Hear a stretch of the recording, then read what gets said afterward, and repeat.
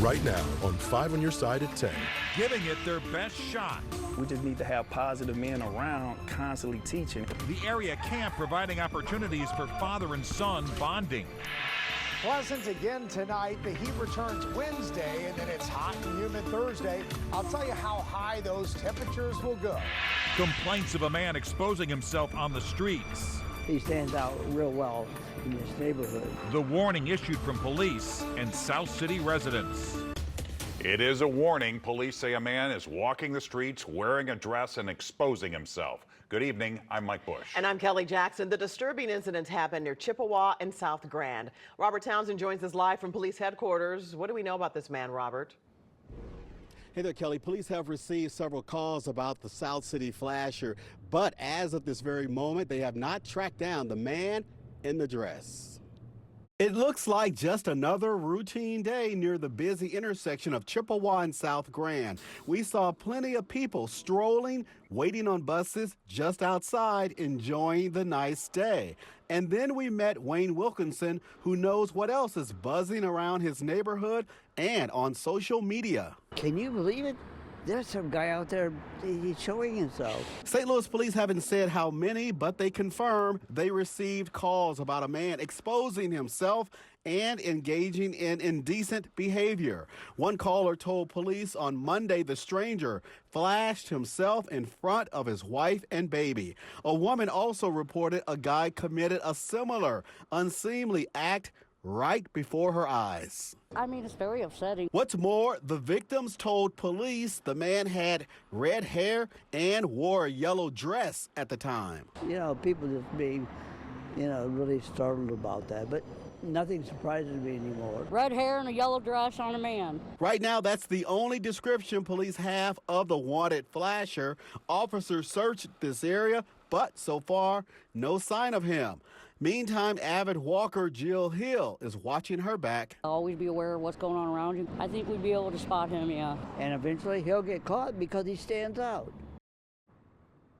Again, police are asking anyone who sees the flasher in the yellow dress to call them. We're live downtown. I'm Robert Townsend, 5 on Your Side.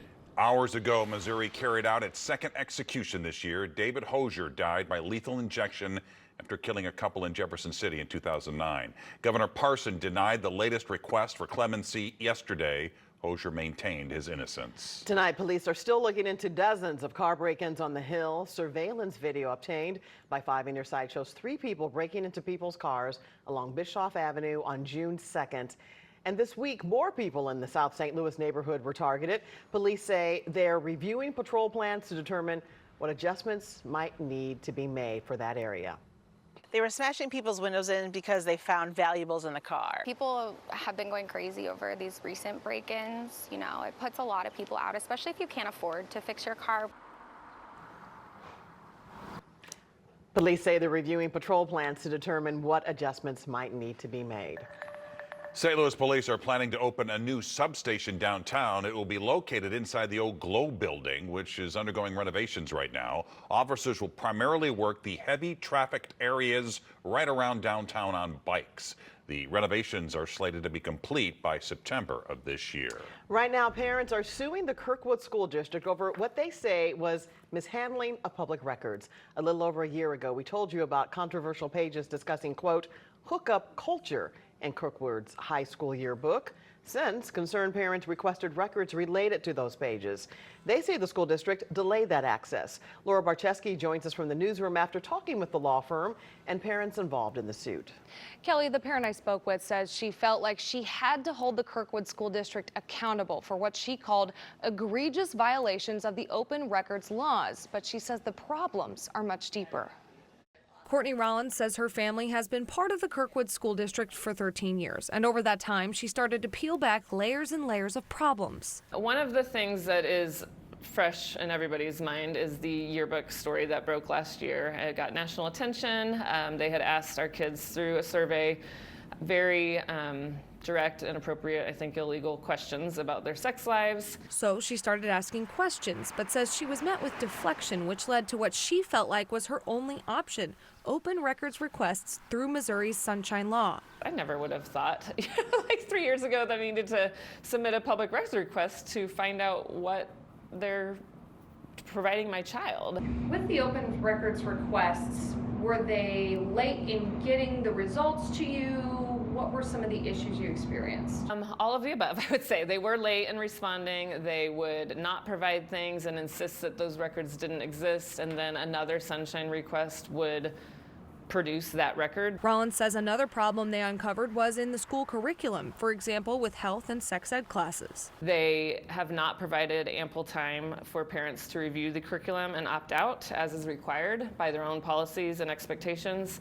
There have been situations where parents did opt their children out, but were still provided the very sexually explicit resources and lessons. The district responded with a statement Tuesday saying, in part, "We believe it is important for the community to know that the allegations in the lawsuit simply are not true." The district has responded to dozens of informal and formal requests for information and documents from the plaintiffs. Rollins attorney Mary Catherine Martin says while the district did spend a lot of time and resources on the requests, it doesn't mean it was done correctly. The compliance with the Sunshine Law is actually not measured in documents produced or time spent. It's measured in whether you produce the open records that are in your possession, and they have not.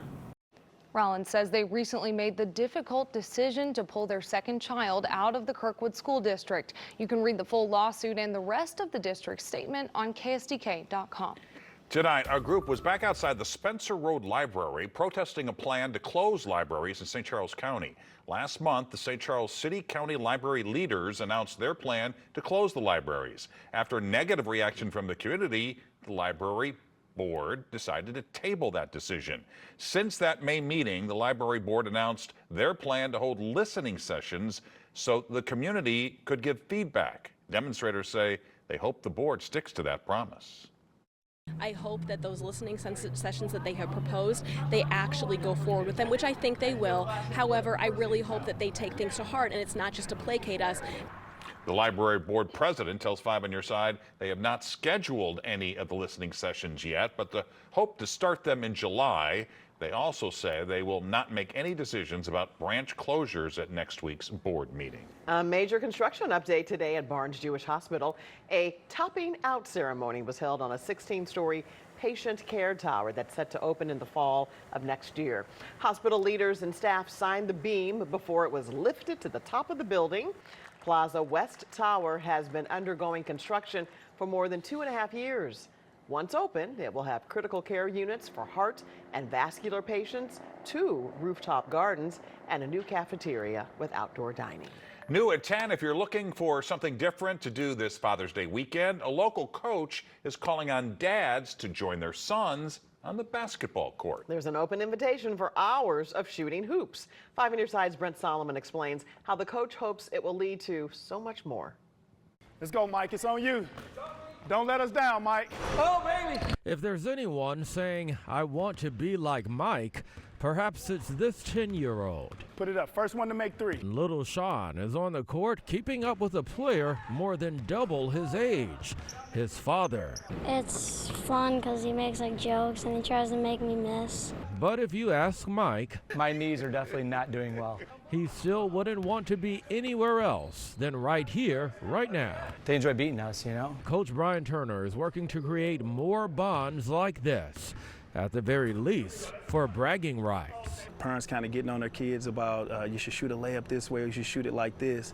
So now this is an opportunity for the dads to actually show the kids, hey, this is how it's done, because you always hear those stories. Back in my day. Saturday morning, the coach behind the Brian Turner Basketball Summer Camp will hold his very first father and son camp. It will happen here at St. Mary's Southside Catholic High School. Anyone can sign up. We just need to have positive men around constantly teaching and not trying to pass the buck to someone else to say, hey, they should be taking care of our kids or they should be trying to teach our kids. And what would be a better time to do it than Father's Day weekend? Who's better, you or Dad? Me. 12-year-old Nathan Turner sees it as an opportunity to draw inspiration. Every time we play, he tries to get me to play better. 3 layups on the right side, 3 layups on the left side. These dads see it as an investment. In time, they'll never get back. If you don't make that time, it's hard to get that time. Brent Solomon, 5 on Your Side. There is a registration fee for the camp. It includes 2 hours of basketball, T-shirts, and a father and son photo. To learn more about registering, visit this story in the As Seen on TV section of KSDK.com. Everyone must be accountable for their actions. The president's son, now a convicted felon. Reaction following the verdict in the trial of Hunter Biden. Tomorrow morning will be comfortable. Then the heat ramps up in the afternoon, but heat plus humidity for Thursday. And then I'll time out some thunderstorm chances. Remembering those who helped turn the tide of World War II. I just don't want these men to be forgotten. How French residents are honoring the lives lost on D-Day. For the first time in history, the child of a sitting president has been convicted of a federal crime. After less than 3 hours of deliberation, Hunter Biden was found guilty on all 3 charges tied to the possession of a gun while using narcotics. It's a case that has been used in political circles as comparable to former President Trump's trials. Today, both parties were addressing the verdict. Clearly, the evidence was overwhelming here. I don't think that's the case in the Trump trials. This shows the difference that Democrats are willing to accept when our justice system works as functioned. President Biden released a statement saying he loves his son and, quote, "I will accept the outcome of this case and will continue to respect the judicial process as Hunter considers an appeal." In our Journey to Paris series ahead of the Olympic Games, we're exploring the sites and history of France. Yeah, just last week, we commemorated 80 years since D-Day, where more than 150,000 troops stormed the beaches of Normandy in a battle that would ultimately lead to the end of World War II. Reporter Scott Swan and photographer Steve Rhodes explore Normandy now, where heroes from that invasion are not forgotten. A sunrise over any beach is beautiful. The sea is very calm. And when you're the only one walking on the sand, it's perfect. It's very quiet. It's very peaceful. But this isn't just any beach. This place is part of history. Very quiet place, but it was a different story 80 years ago.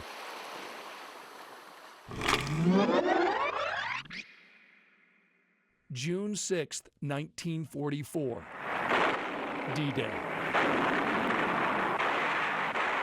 The Allied troops stormed the beaches of Normandy, France. We're going to lose the vast majority of the first wave. The price was high. Over 80% of the second wave.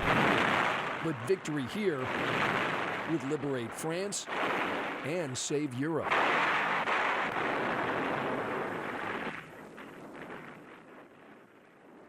What happened a long time ago, but it's still alive. So they have to remember.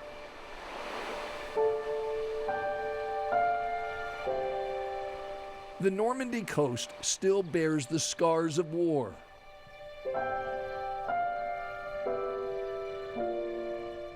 Abandoned bunkers line the cliffs. Statues salute courage.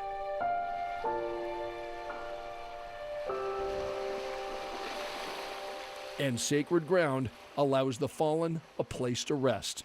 When you're here, you can feel the price of freedom.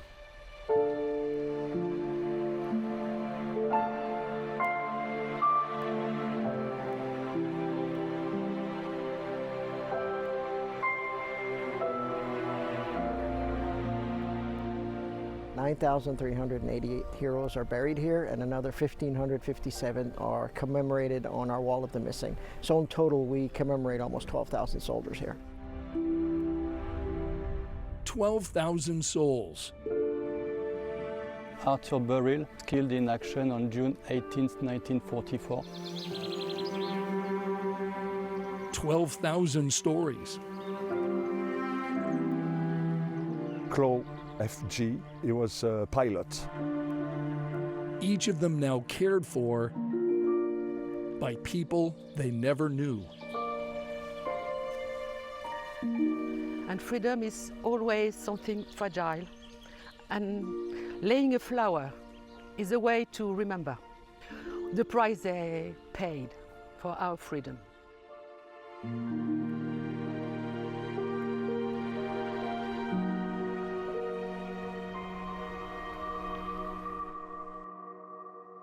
I just don't want these men to be forgotten. They won't be forgotten. Grains of sand from the very beach where they lost their lives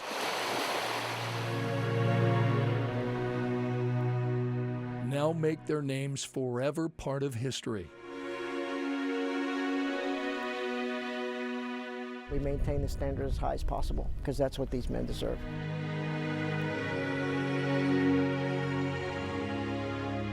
There's a very special link with Normandy and America. In this part of the Olympic host country, we want to be grateful. They remember the heroes of D-Day. Thankful. Every day. I hope you feel this. Arthur Beryl, thank you for your sacrifice.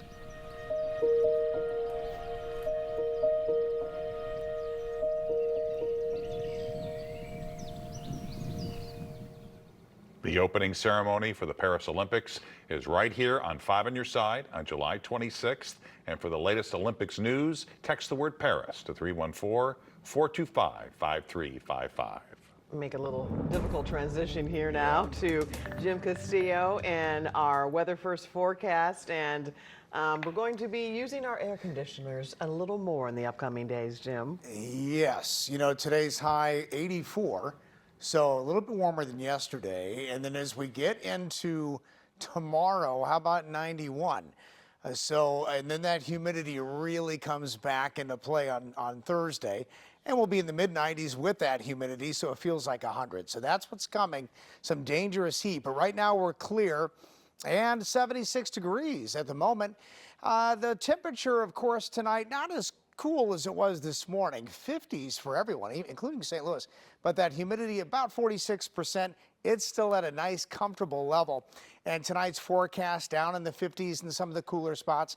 It's mostly clear. It's a light south wind and about 60, 61 in most areas outside of St. Louis and in the city at about 63. So that high today, 84, that's about average, 85, and that nice cool morning of 58 and 66 is that average low. So temperatures tomorrow, again, upper 80s to around 91 for St. Louis and comfortable humidity. As we get into Thursday, though, mid-90s around the city, low 90s outside of the city, and then that heat index. You throw in that humidity, we're talking upper 90s to around 100, anywhere from Chesterfield to Herman to Troy, and then low 90s and the more comfortable areas outside of the city. Then we have a cold front coming into that really hot and humid air. So there it is, 11 p.m. Thursday night. We'll watch a line of showers and storms is what we're thinking here. This particular model shows a chance of those storms all the way through the wee hours of the morning early on Friday. So we'll watch for isolated or scattered severe storms in here and the possibility of some hail and high wind as that line finally weakens as we get into early Friday. And then Friday looks like a good day. So a line of storms, timing on this, 11 p.m. to 5 a.m. and 60-mile-per-hour wind gusts and large hail, the biggest threats with that. 10-day forecast, look how hot it is. So even if we get a break in that humidity after that front comes through on Friday, it comes back on Saturday, about 94 for that high, 98 on Sunday, but it feels like the 100s. Also Monday, 98, and then we're staying in the 90s, guys, for the foreseeable future. Maybe some scattered showers and storms Monday, Tuesday, Wednesday. Not quite summer yet, but it's going to feel like summer. Yeah, it's coming early. It's going to be a long summer. Yes. Jim, thanks. Corey is in for Frank tonight with What's Next in Sports. Well, if you like high-quality pitching, tonight's Cardinals game was for you. We also have a local Olympian whose name you will be hearing quite a bit in Paris. Stick around. Sports is up next.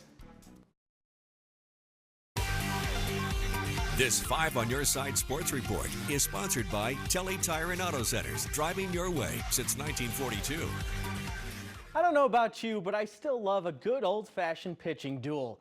I know it's not quite in favor in today's MLB, but every once in a while you get a special one. That's what tonight felt like with the Cardinals hosting the Pirates at Busch Stadium. Pirates phenom Paul Skeens gets a lot of attention, deservedly so, but Miles Mikolas was even better tonight. Skeens was really good though. 6 in the third, 8 strikeouts, no runs, and a splitter-sinker combo that goes 95 miles per hour. Good luck. Miles was inspired tonight though. Big K of O'Neill Cruz in the 5th right there. He hadn't allowed a hit going into the 7th. Brian Reynolds gonna send this one to center, and Michael Ciani just can't get it. The first hit for the Pirates is a triple. But look at how this inning ended. Nolan Arenado still has it, folks. What a double play. Miles is pumped. 1 hit, 7 scoreless from him.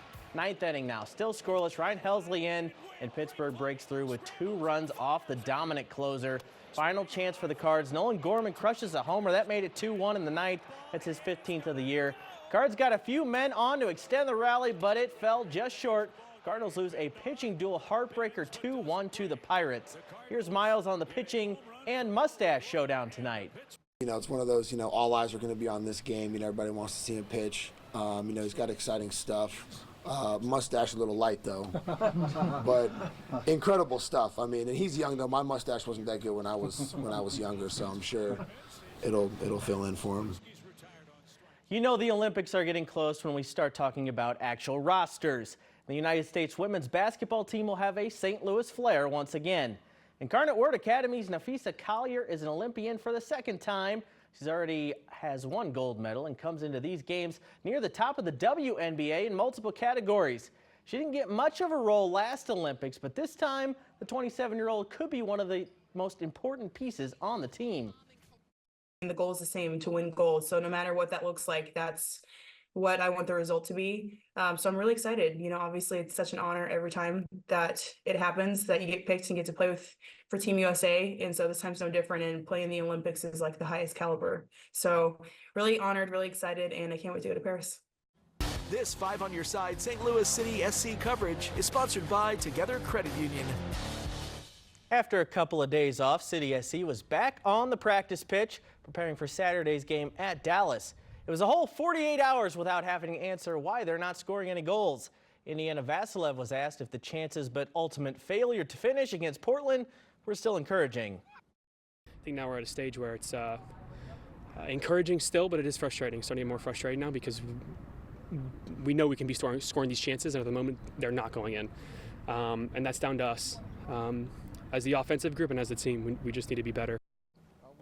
Wanted to share a sad update tonight. In January, I did a story on Southern Illinois resident Jack Sanford, likely the oldest bull rider in the country. He was fighting cancer, but was still out there traveling the country to continue his bull riding dreams. The Sandman, as he was nicknamed, passed away a few weeks ago, but the passion he held for life and doing what he loved is something we can all be inspired by. I'm not going to let it hold me down or knock me down, because I don't want to give up. So I just keep pushing myself and going and keep pushing these guys on the rodeo circuit too. Y'all keep going. Y'all, if you don't come with your A game, I'm gonna take it. When they said it was malignant and non-curable, I'm like, hey, bring it on. We're gonna go for it. We're gonna take this ride to the end. I've never been one to quit on anything, so I've got this mindset. We're gonna ride it to the end. Well, the 4th of July will not be the same this year. Joey Chestnut is out of the Nathan's Famous Hot Dog Eating Contest at Coney Island. The most famous eater in the world will not be invited this year because he signed a lucrative deal with Impossible Foods, a rival vegan brand of Nathan's. Chestnut has won the event 16 times, including the past 8 years. Very proud of myself for not going pun heavy on this story. Beef, relish, there was a smorgasbord I could have chose from. Maybe Yeah, Nathan's I'm a little needs to go disappointed vegan. you didn't, though. Yeah, I know. Thanks, Corey. I could have really hammed it up. Okay, there we go. I got it anyway. Get out of here. Popular summer fruit is back at a Belleville farm. The reason Eckert's peach picking season is getting an early start. A summer favorite has come a little early in Belleville. Yeah, Eckert's announced peaches are already arriving, which means you can head to Eckert's this week to stock up on ripe, sweet peaches. The Metro East Farm says the early arrival is thanks to all the rain we got this spring. This year we'll have a great selection of peaches early this year. So for like 4th of July holiday, we're going to have some really beautiful peaches ready to eat by the 4th this year. You'll still have to wait to pick your own peaches. The farm says peach picking season will start in either late June or early July. Eckert's is open from 8 a.m. to 8 p.m. every day. And Jim has one final check of the weather before we go. All right, can't wait to have some peaches. And boy, there's this heat, guys. Look at this. This 10-day forecast is full of 90s, or at least 90 or higher.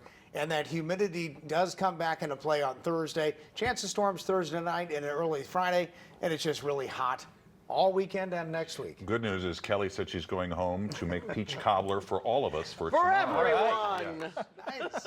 There you have it. 5 on your side at 10. The Tonight Show starring Jimmy Fallon is next. Be sure to start your day with Today in St. Louis. That starts at 4 a.m. Have a great tomorrow. With some ice.